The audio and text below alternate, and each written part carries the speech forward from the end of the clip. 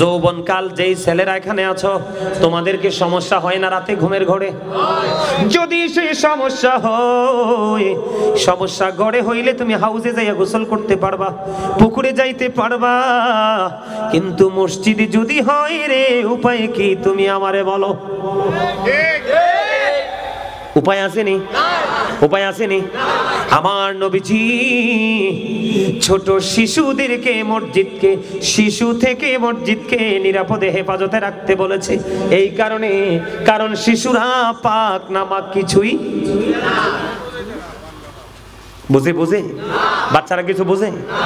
তাহলে এই মসজিদে ঘুমানে এবার আসেন বন্ধু। বিশেষ করে সবচেয়ে বড় সমস্যা আমাদের দেশে স্বামী স্ত্রীর মধ্যে দ্বন্দ্ব আছে না নাই? বউ ছেড়ে স্বামী আরেকজনের সাথে কথা কয়, আবার স্বামী ছেড়ে স্ত্রী অন্য পুরুষের সাথে কথা বলে। পেটে যদি বন্ধু পিওর মধু যদি তুমি একটুখানি খেতে পারো, আমার নবীজি জানিয়ে দিয়েছে, যিনি ওই ধারাবাহিকভাবে মধু খাবে, আমার নবীজি বলেছেন তার বডিতে কোনো বড় রোগ কোনোদিন বাসা বাঁধতে পারবে না। আমি এই কারণে কথাগুলো বলে ফেললাম, কারণ খেজুর যেহেতু আমাদের জীবনের একটা বন্ধু, বিশেষ করে রমজান মাসে খেজুর নবীজির হাদিস অনুযায়ী আমার নবীজি বলেছেন তোমরা খেজুর দিয়া ইফতার করো। কি করো? এই জন্য আমার নবীজি বলেছেন শুধু তুমি নামাজ দিয়ে পড়ে থাকলে চলবে না।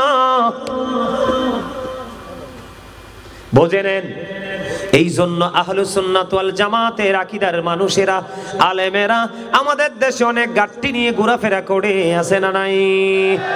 কথা কয় না কেন? আছে না নাই? ঘোরাফেরা করে না?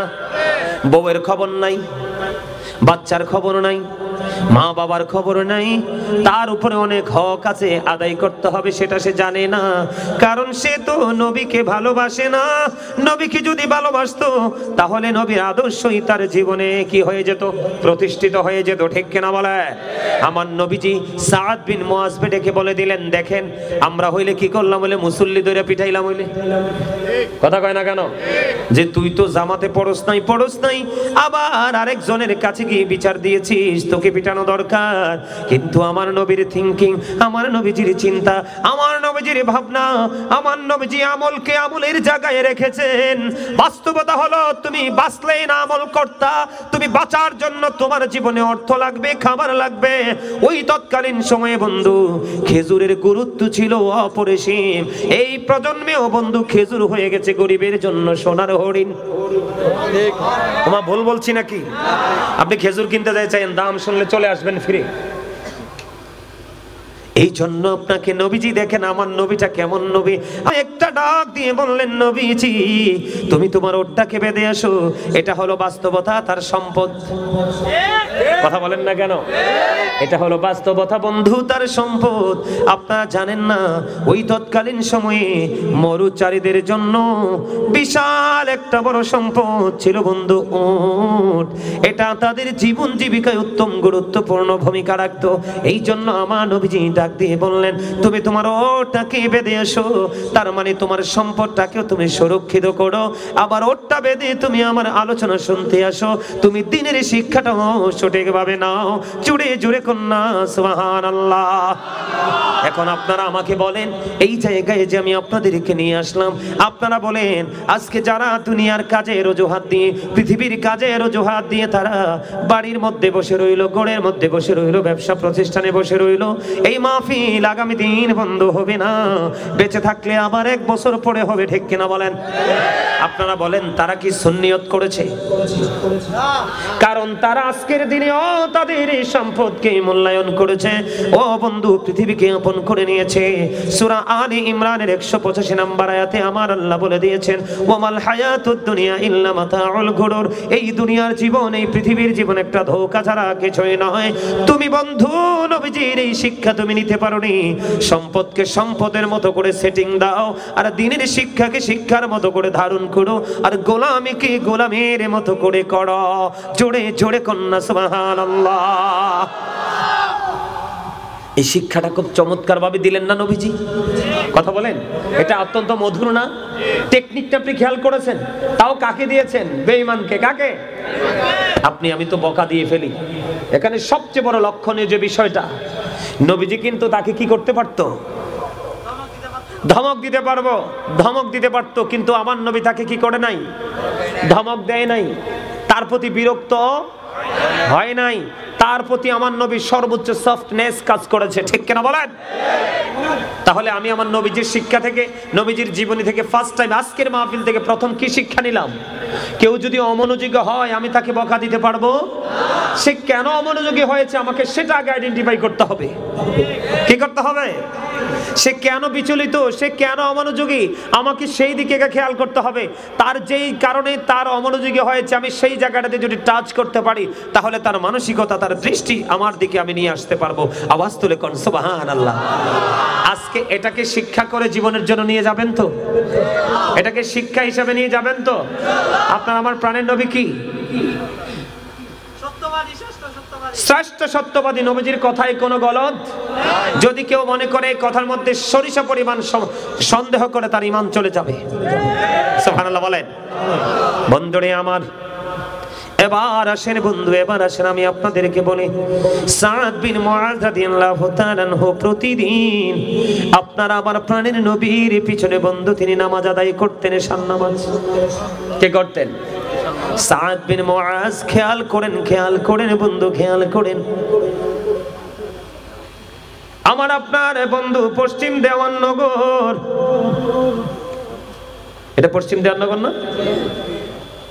পশ্চিম দেওয়াননগর মৌলভীপাড়া, জায়গার নাম মৌলভীপাড়া।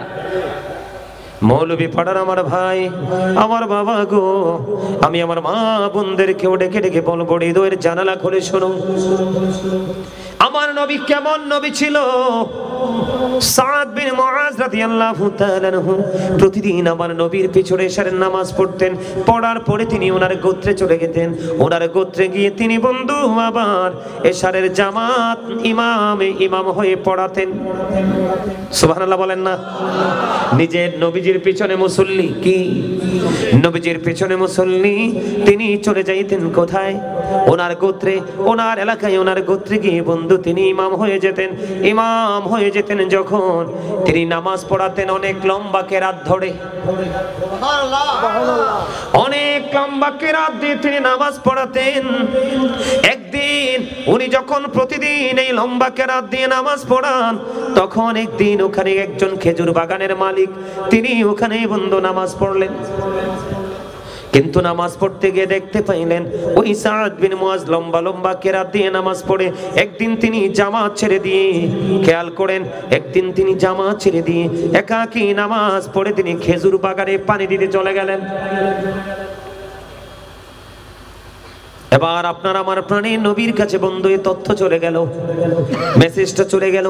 আপনার আমার প্রাণের নবীর কাছে যখন খবর চলে গেল, আমার নবী, আপনার নবী, দু জাহানের বাদশা নবী, যিনি জামাতে নামাজ পড়েননি, যিনি জামাত ত্যাগ করেছেন, ওনাকে আমার নবী একটা বারের জন্য শাসন করেননি, একটা বারের জন্য আমার নবী ডাকেননি। তিনি ডেকেছেন ইমাম সাহেবকে, জুড়ে কোন আল্লাহু আকবার। দেখেছেন কাকে? ইমাম সাহেবকে ডাকলেন বন্ধু। ইমাম সাহেবকে যখন ডাকলেন, ইমাম সাহেবকে ডেকে পাঠালেন। এবার নবীজির কাছে যাওয়ার পরে আমার নবীজি ওই সাদ বিন মুআয তার গোত্রে এশারের জামাতের ইমাম,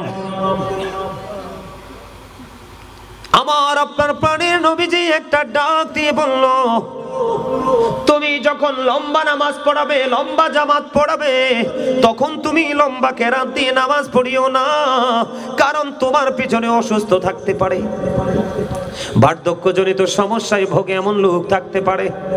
কথা বলেন না কেন? বিভিন্ন সমস্যার সম্মুখীন মানুষ থাকতে পারে। এই জন্য তুমি লম্বা কেরাত দিয়ে নামাজ পড়িও না, লম্বা কেরাত দিয়ে নামাজ পড়িও না। কেউ কৃষিকাজে, কৃষি জমিতে পানি দিবে বা সেচ দিবে, ঠিক কিনা বলেন? কেউ বা ব্যবসায় চলে যাবে, কারণ নবীজি ওই খেজুর বাগানের মালিককে ধমক দিতে পারতেন, শাসন করতে পারতেন। নবীজি তাকে ডাকলেন না, তাকে তাকে নিয়ে নবীজির কোনো ইন্টারেস্ট দেখা যায় নাই। তার কারণ হলো আমার নবীজি বলে দিয়েছে, তুমি জামাত লম্বা জামাত যখন পড়াবে, বড় জামাত পড়াবে, তুমি ছোট্ট ছোট্ট কেরাত দিয়ে তুমি নামাজ পড়াবে। কারণ তোমার এই বড় নামাজের কারণে এমন মুসল্লি থাকতে পারে সে বিরক্ত হয়ে যাবে, কারণ সে অসুস্থ। ঠিক কিনা বলেন? এইরকম অনেক সমস্যার সম্মুখীন রোগী জামাতে অ্যাটেন্ড করে কি করে না? কারণ বললেন, নবীজি বললেন, মুমিনের জন্য ইবাদত নামাজ যেমনি ফরজ, তেমনি অর্থ উপার্জন করা, জীবিকা নির্বাহ করা, জীবন জীবিকার জন্য নিজে বাহির হইয়া ওই খেজুর বাগানে পানি দেওয়া, এটাও মুমিনের জন্য বড় ইবাদত। এখানে কে বুঝতে পেরেছেন? এখানে বাস্তব কথা হলো, খেজুর বাগানের মালিক খেজুর বাগানে যদি পানি না দেয়, তার বিশাল সম্পদ নষ্ট হয়ে যাবে। কি হয়ে যাবে? নষ্ট হয়ে যাবে। পৃথিবীর মানুষ ক্ষুধার যন্ত্রণা ভোগ করবে, পৃথিবীর মানুষ অর্থনৈতিক বিপর্যয় ডেকে আনবে। এই যদি খেজুর বাগানে খেজুর হয়, এটা বন্ধু এত বড় একটা নিয়ামত, এটা আপনার সুস্থ থাকার জন্য বড় গুরুত্বপূর্ণ ভূমিকা রাখে খেজুর। বন্ধুরে আমার, আপনি যদি সুস্থ থাকতে চান, আমার দিকে তাকান, আপনি যদি সুস্থ থাকতে চান, বেশি বেশি করে জমজমের পানি খাবেন। সুবহানাল্লাহ বলেন না? আপনি যদি সুস্থ থাকতে চান, জৈতুনের তেল খাবেন অথবা মেসেজ করবেন। আপনি যদি সুস্থ থাকতে চান, বেশি বেশি করে খেজুর খাবেন। আপনি যদি সুস্থ থাকতে চান, আপনি কালো জিরা বেশি বেশি করে খাবেন। আমার নবীজি বলেছে, সপ্তাহে 3 দিন, কয়দিন? অথবা মাসে 3 দিন, কয়দিন? 3 দিন বা আরো বেশি বা আরো কম, সকালবেলা খালি পেটে যদি বন্ধু পিওর মধু যদি তুমি একটুখানি খেতে পারো, আমার নবীজি জানিয়ে দিয়েছে, যিনি ওই ধারাবাহিকভাবে মধু খাবে, আমার নবীজি বলেছেন, তার বডিতে কোনো বড় রোগ কোনোদিন বাসা বাঁধতে পারবে না। আমি এই কারণে এই কথাগুলো বলে ফেললাম, কারণ খেজুর যেহেতু আমাদের জীবনের একটা বন্ধু, বিশেষ করে রমজান মাসে খেজুর, নবীজির হাদিস অনুযায়ী আমার নবীজি বলেছেন, তোমরা খেজুর দিয়ে ইফতার করো। কি করো? এই জন্য আমার নবীজি বলেছেন, শুধু তুমি নামাজ দিয়ে পড়ে থাকলে চলবে না।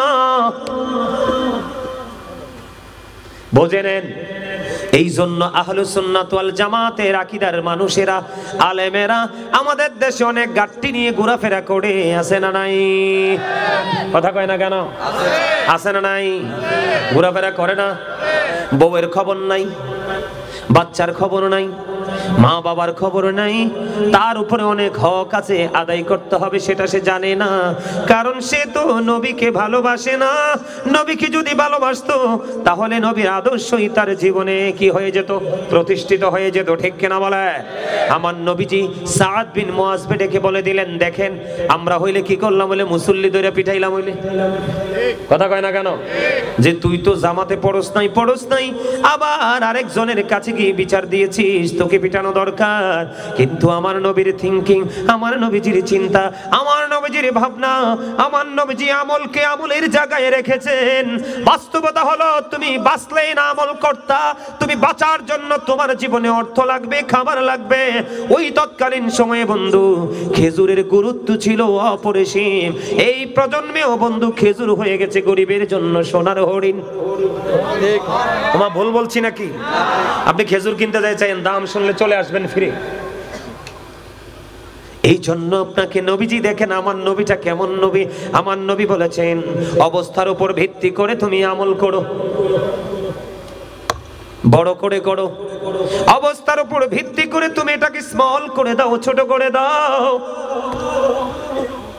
আবার তুমি তোমার জীবন জীবিকার জন্য ছুটে চলো, জোরে জোরে কন্যা সুবহানাল্লাহ।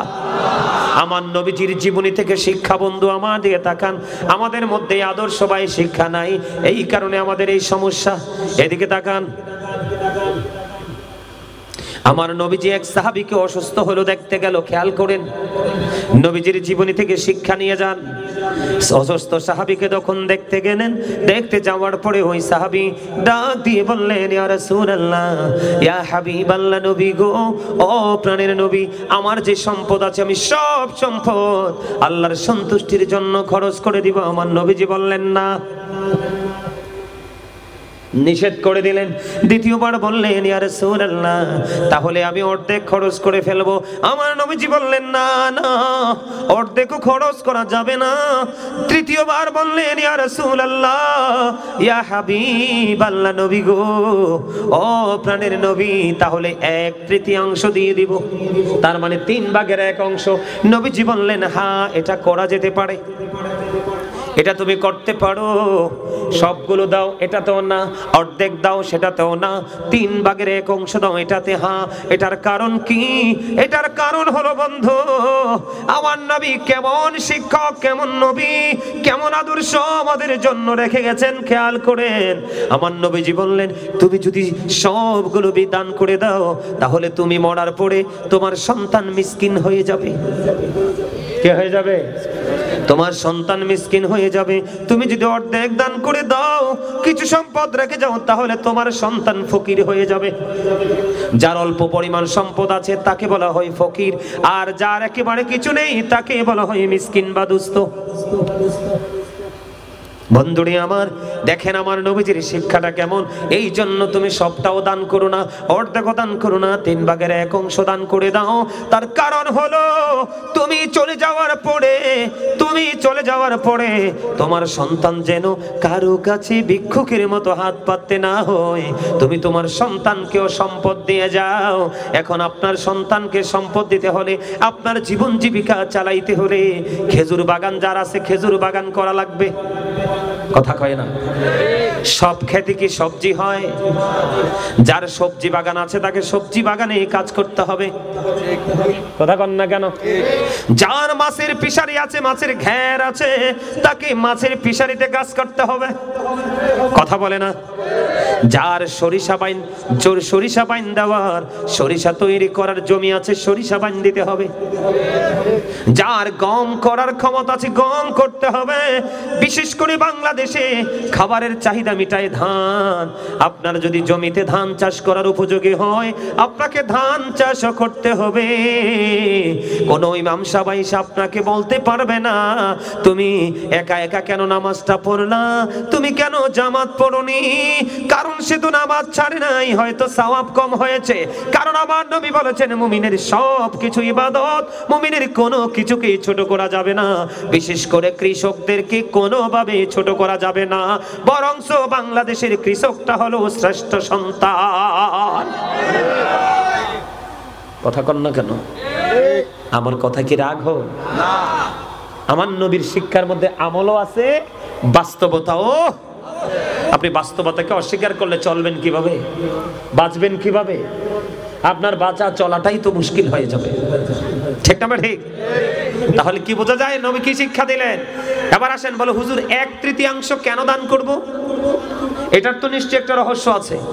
আব্দুল্লাহ ইবনে মাসউদ রাদিয়াল্লাহু তাআলা আনহু থেকে বর্ণিত হাদিস খানে এসেছে বন্ধু, বুখারী এবং মুসলিম শরীফের মধ্যে। আপনার আমার প্রাণের নবীজি সাহাবায়ে কেরামদেরকে আজকে আমি যেমনি আপনাদেরকে বুঝাইছি, ঠিক তেমনি ভাবে, তবে এই পরিবেশে, এরকম পরিবেশ তৎকালীন সময় ছিল না। আমার নবীজি সাহাবায়ে কেরামদেরকে বলতে লাগলেন, সাহাবীরা রে, ও সাহাবীরা, তোমাদের মধ্যে কে আছো রে নিজের সম্পদের চাইতে ওয়ারিসের সম্পদ বেশি পছন্দ করো? ইয়া রাসূলুল্লাহ, ইয়া হাবিবাল্লাহ, নবী গো, আমাদের মধ্যে এমন কেউ নাই যে নিজের সম্পদের চাইতে ওয়ারিসের সম্পদ বেশি পছন্দ করে। এবার আমার নবীজি বললেন, যা তুমি পৃথিবীতে রেখে যাবে, মৃত্যুর পরে ও বন্ধু সেইগুলো হয়ে যাবে তোমার ওয়ারিসের সম্পদ, আর যা তুমি মৃত্যুর আগে দান করে যাবে, এগুলোই হলো মূলত তোমার সম্পদ। তাই জন্য তোমার সম্পদ তুমি পুঁজি করো, বৈধভাবে উপার্জন করে তুমি তোমার সন্তানকেও সম্পদ দিয়ে যাও। ওয়াজটা বুঝি মজা লাগে না? লাগে? এগুলো আগে ওয়াজটা শোনেন নাই? এই আওয়াজগুলো শোনেন নাই? উনি সঠিক কথা বলছে, এটাই সত্য। আর যদি শোনেন কেউ, হয়তো বা আমার আলোচনা থেকে শুনেছেন। কি চমৎকার শিক্ষা না? আপনি আপনার সন্তানের জন্য রেখে যান, আবার আপনি চলে গেলে যদি আপনার সম্পদ আপনার জন্য হাদিয়া তোফা না পাঠায়, এজন্য আপনি মরার আগে আপনি আপনারটা রেডি করে ওপারে যান। চমৎকার সিদ্ধান্ত, জোরে কন্যা সুবহানাল্লাহ। আর জোরে আটো মহাব্বতে। তোরা চাসনি কিছু কারো কাছে খোদার মদদ ছাড়া, অন্যের ওপর ভরসা ছেড়ে নিজের পায়ে দাঁড়া। বুঝবেন কথাগুলো? অনেকে কিন্তু নিজের পায়ে দাঁড়াতে পারে না, তার মানে নিজের আমল নিজে করতে পারে না। এটার কারণ কি জানেন? এটার কারণ হলো Satan is the eternal enemy of the believers. ইন্না শাইতানা লাকুম আদুউন ফাত্তাখিযুহু আদুওয়া। শয়তান আমাদের প্রকাশ্য শত্রু, আল্লাহ তাকে শত্রু হিসেবে গণ্য করতে বলেছে। তবে আপনারা আজকে পরীক্ষায় বিজয়ী হয়েছেন। আপনারা যারা এসেছেন আপনারা পরীক্ষায় বিজয়ী হয়েছেন। কেমনে জানেন? এখন কিন্তু বন্দুকের যুদ্ধের দিন নাই, এখন হচ্ছে রুহের যুদ্ধের দিন, আত্মার যুদ্ধের দিন। আপনারা আজকে যুদ্ধে বিজয়ী হয়েছেন। সুবহানাল্লাহ বলেন। কেমন আল্লাহর কথার সাথে আপনাদের উপস্থিতির বাস্তবতা মিল আছে। আমার আল্লাহ কি বলেছেন? ইন্না কাইদা শাইতানি কানা দাঈফা। আল্লাহ বলেছেন শয়তান ডিসিপশন ইজ ভেরি উইক। আওয়াজ তুলে কন্না সুবহানাল্লাহ। আর যারা বলেন না সুবহানাল্লাহ। আর একটু মহব্বতে আপনারা যারা এখানে আসতে নেই, দেখেন আমার নবীজি কি শিক্ষা আমাদেরকে দেয়। আপনারা যারা আজকে এখানে এসেছেন, আপনারা আমরা রাতের বেলা আসছি, আজকের এই সুবহানাল্লাহ আলহামদুলিল্লাহ আপনারা আমার মুমিনের জন্য রাতের ডিনার। আর যারা কন্না সুবহানাল্লাহ। সুবহানাল্লাহ আলহামদুলিল্লাহ লা ইলাহা ইল্লাল্লাহ। সুবহানাল্লাহ আলহামদুলিল্লাহ লা ইলাহা ইল্লাল্লাহ। লা ইলাহা ইল্লাল্লাহ লা ইলাহা ইল্লাল্লাহ। নবী আমার নূরের পুতুল, জগৎ করলেন ওজালা। নবী আমার নূরের পুতুল, জগৎ করলেন ওজালা। রোজ হাসরে করবেন তিনি উম্মতের ফয়সালা। সুবহানাল্লাহ আলহামদুলিল্লাহ। মহাবলে লা সুবহানাল্লাহ আলহামদুলিল্লাহ লা ইলাহা ইল্লাল্লাহ। লা ইলাহা ইল্লাল্লাহ লা ইলাহা ইল্লাল্লাহ। আরশ কুরসি লৌহ কলম সৃষ্টি জাহান ওসিলা। আরশ কুরসি লৌহ কলম সৃষ্টি জাহান ওসিলা।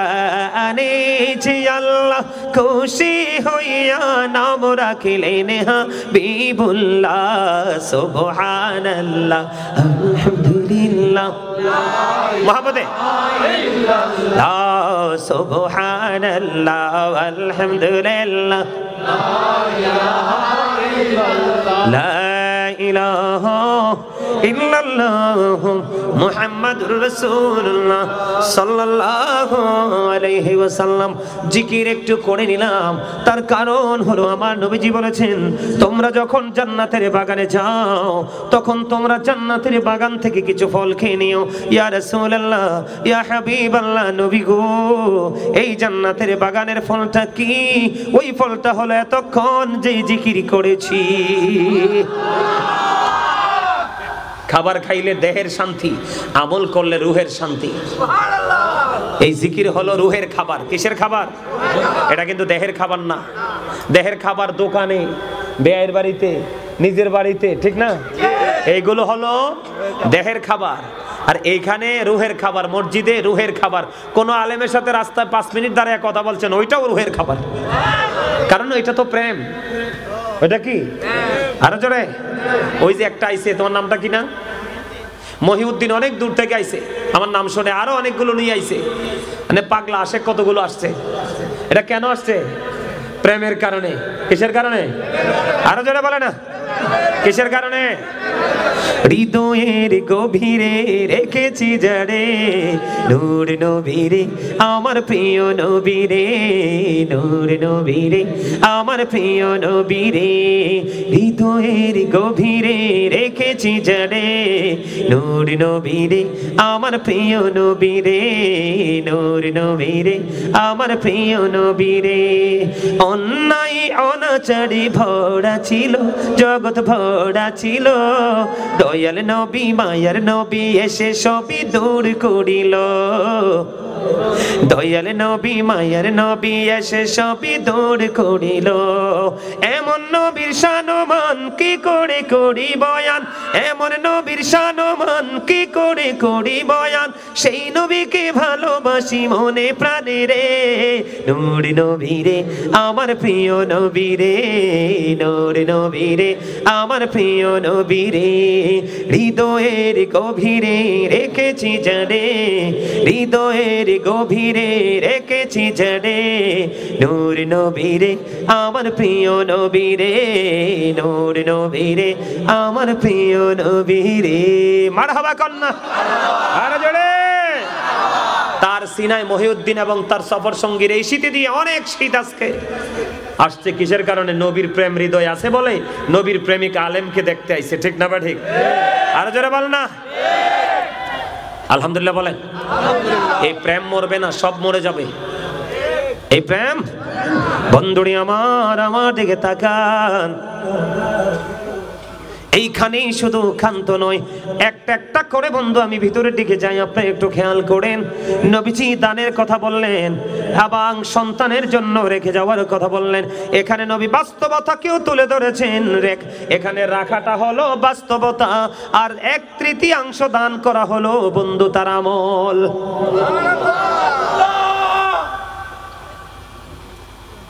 আমার নবীর কথা আমলও আছে, বাস্তবতাও। তার মানে পৃথিবীতে কিভাবে আপনি কোন স্টেজটাকে আপনি কিভাবে ইউজ করবেন এই শিক্ষাও নবীজির কাছে আছে, এবং এইখান থেকে আমলের শিক্ষাটাও আছে। জোরে জোরে কন্যা সুবহানাল্লাহ, আর জোরে আল্লাহু আকবার। ইয়া রাসূলুল্লাহ, ইয়া রাসূলুল্লাহ, জিন্দাবাদ জিন্দাবাদ জিন্দাবাদ জিন্দাবাদ জিন্দাবাদ জিন্দাবাদ জিন্দাবাদ জিন্দাবাদ। আর জোরে কোন মারহাবা কন্যা, আর জোরে বল না মারহাবা। দেখছেন নি মুরব্বী মানুষ কেমনে স্লোগান দিছে, তোমরা কি করো? প্রেম এমন এক জিনিস, চামড়া বুড়া হয়ে যায় কিন্তু প্রেম, চামড়া যত বুড়া হয় প্রেম তত তাজা হয়, যদি এটা সাচ্চা প্রেম হয়। ঠিক না বলো? এই বুড়াটি মরতে দেরি, এগুলারে জান্নাতে দেওয়ার আগে আল্লাহ কয় 30-35 বছরের জুয়ান বানামু। জোরে কন্যা সুবহানাল্লাহ। কইবে বুড়া বয়সেরও 30-35 বছর ওলাদের মতো পাওয়ার দেখাইছো, তো এই পাওয়ার আমি বিফলে যাইতে দিব? আর জোরে কন্যা পারবো? কথা বলে না পারবো? আমরা প্রেম দেখাইতে পারবো তো? আল্লাহ কবুল করেন, সকলে বলেন আমিন, আর যারা বলেন আমিন। বন্ধুরে আমার, আমার নবীজির জীবনের শিক্ষা কত চমৎকার দেখেন। আমাদের দেশে বন্ধু বড় বড় গাঠুরি হাতে নিয়ে নিয়ে বউয়ের খবর রাখে না, মা বাবার খবর রাখে না, সন্তানের খবর রাখে না।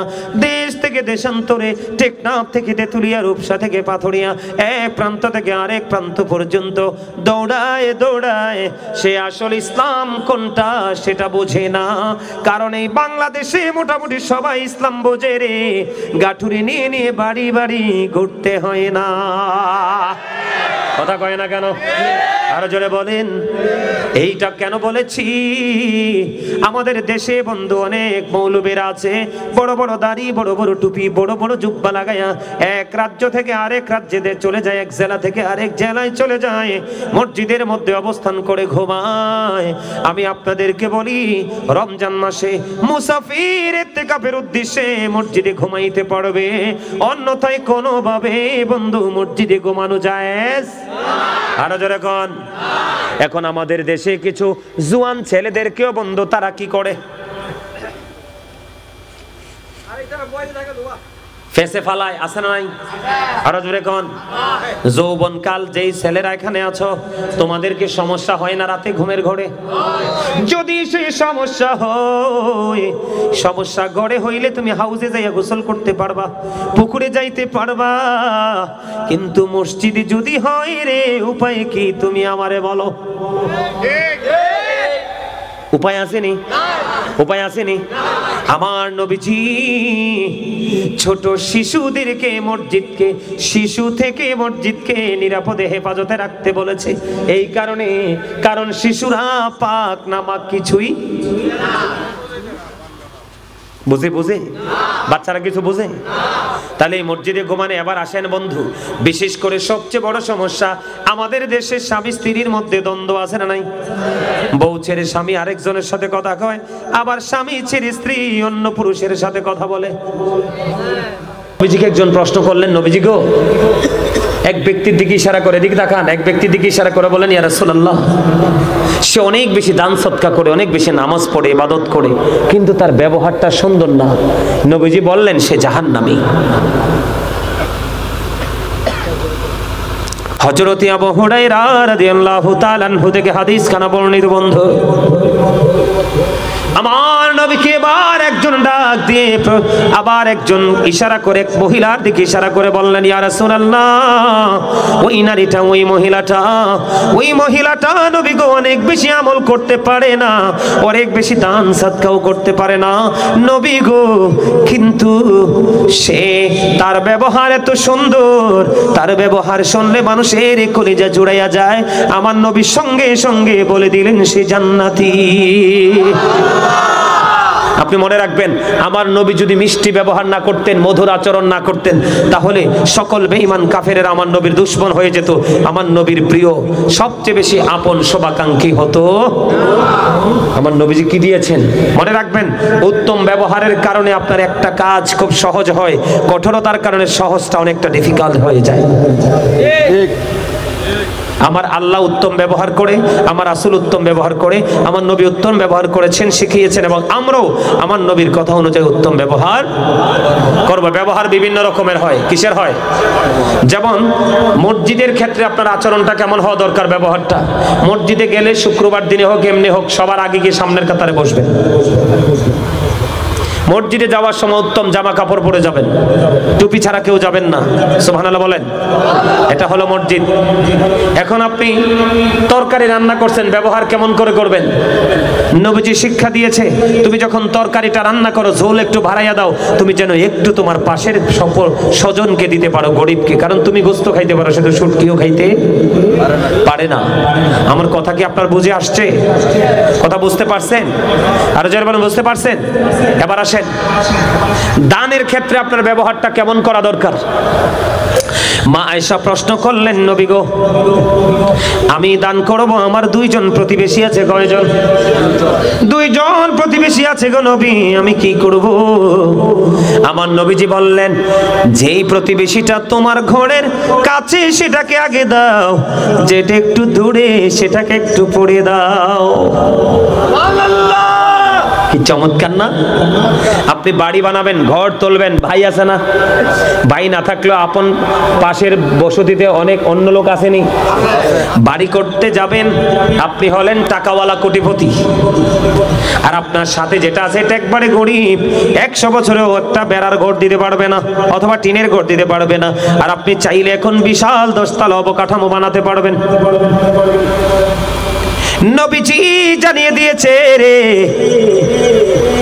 বন্ধু, নবীজি জানিয়ে দিয়েছেন, তুমি যদি 10 তলা বাড়ি বানাও, তুমি তোমার আপন পাশের যেই প্রতিবেশী তার সাথে পরামর্শ করে নাও। সে যদি আপত্তি করে, তার সাথে পরামর্শ করে ঘর বানাও। কারণ তোমার সুখটা যেমন 50 কমপক্ষে 50 বছরের জন্য টেকসই হয়ে যাবে রে, তার যদি অসুবিধা হয়, অসুবিধাটাও বন্ধু 50 বছরের অসুবিধা হয়ে যাবে। এটা আমার নবীর শিক্ষা। বুঝতে পারছেন? এদিকে তাকান, বুঝতে পারছেন? কারো মন ভাঙবেন না। কি? কারো মন ভাঙবেন না, ভাঙা মন জোড়া লাগানোর চেষ্টা করবেন। কি করবেন? আর জোরে বলে না, কি করবেন? ভাঙা মন জোড়া লাগানোর কি করবেন? আমার নবীজি বললেন, কেউ যদি মানুষের ভাঙা মন জোড়া লাগায় রে, আমার আল্লাহ তাকে বিনা হিসাবে জান্নাত দিবে। যদি বন্ধু ভাঙা মন জোড়া লাগাইলে যদি বিনা হিসাবে জান্নাত বরাদ্দ হয়, কারো মন ভাঙলে বিনা হিসাবে জাহান্নাম তো বরাদ্দ হবে। ঠিক কিনা বলে? আরো জোরে বলেন না, আরো জোরে বলেন বন্ধু। মা আয়েশা, আমার নবী মা আয়েশাকে এক দিয়ে ডাক দিয়ে বললেন, আয়েশা আয়েশা রে, ও আয়েশা, আমি আজকে অনেক খুশি, তুমি আমার কাছে যা চাইবে আমি আজকে তাই দিব। জোরে জোরে কন্যা সুবহানাল্লাহ। এই খুশির সময় আমার নবীজি বলেছেন, কেউ যদি মানুষের ভাঙা মন জোড়া লাগায় তাহলে কি হবে? বিনা হিসাবে জান্নাত। এই কথা শুনে হযরতে আবু বকর সিদ্দিক কান্না ভেঙে পড়লেন।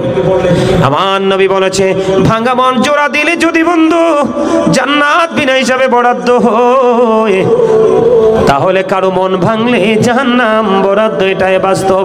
না জানি মনের অজান্তে জীবনে কার মন ভেঙেছি। এই শিক্ষাই আদর্শ কি আমাদের মধ্যে আছে? আরো জোরে বলেন আছে। সর্বশেষে যেটা বলবো, আমার নবীজি বলেছেন, হতভাগা সে, হতভাগা সে, হতভাগা সে। কে সেই হতভাগা? যে পিতামাতা দুজনকে পেল অথবা একজনকে পেল, তাদেরকে ভালোবেসে জান্নাতি হতে পারলো না, তার মতো হতভাগার কেউ হতে। মা বাবাকে প্রাণের চেয়ে বেশি ভালোবাসবেন। যাদের মা বাবা দুনিয়া নাই চলে গেছে, তাদেরকেও ভালোবাসা যায় কেমনে? নবীজি বলেছেন, যেমন আজকের মাহফিল মায়ের বাবার উদ্দেশ্যে, আপন স্বজনের উদ্দেশ্যে দান করে দেন, সব চলে যাবে, এটা তাদের প্রতি ভালোবাসা। যদি এটা না পারেন, প্রত্যেকটা জুম্মার দিনে, আজকের রাত জুম্মার রাত, প্রত্যেকটা জুম্মার দিনে জুম্মার নামাজ শেষ করে বাবা মার কবর জিয়ারত করতে চলে যাবেন। আল্লাহ কবুল করেন, সকলে বলেন আমিন। অনেক লম্বা আলোচনা হয়েছে, আমার আলোচনায় কষ্ট পাইয়ে থাকলে আল্লাহর রাস্তায় ক্ষমা করবেন। যদি ভালো লেগে থাকে আমলগুলো করার চেষ্টা করবেন। আল্লাহ আমাদের সবাইকে ইমান ইসলামী জিন্দেগি দান করুন, সকলে বলুন আমিন। আমি এখন একটু জিকির করব। জিকিরের মধ্যে জিকির করে আমি দাঁড়াবো, কে আমি দাঁড়াবো, দাঁড়াইলে আপনারা কাতারবদ্ধ হয়ে যাবেন, তারপরে বসবেন, বসার পরে কি করতে হবে সেটা আমি বলবো।